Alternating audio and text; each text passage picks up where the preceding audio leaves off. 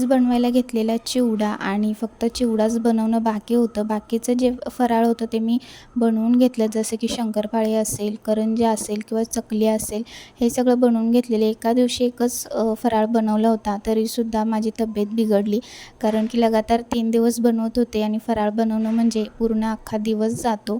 त्यामुळे थोडंसं थकल्यासारखं झालं होतं. कामाचा लोड इतका होता, कारण की कसं आहे, दिवाळी म्हटलं ना की घरातली कामं काही संपतच नाही आहेत, असं झालेलं आहे. आणि कितीही घरातला पसारा आवरला तरीसुद्धा पसारासुद्धा काही हटत नाही, असं झालेलं आहे.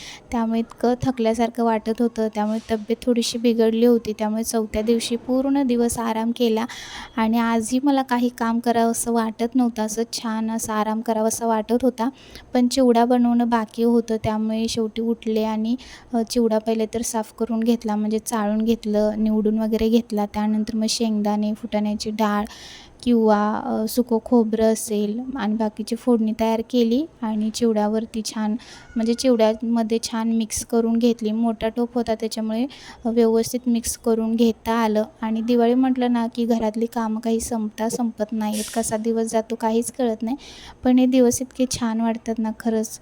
आणि ते बघू शकता किती छान चिवडा बनवून झालेला. त्यानंतर मग दुपारी आराम केला आणि परत संध्याकाळची कामं आवरून घेतली.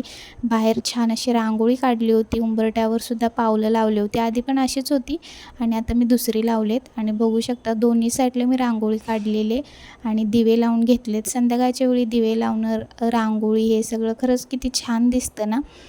तर लवकरच रांगोळी काढायला घेतली होती, कारण की दोन्ही साईडला काढायची होती, त्यामुळे लवकर काढायला घेतली होती. आणि असा होता आजचा दिवस. व्हिडिओ कसा वाटला नक्की सांगा. बाय.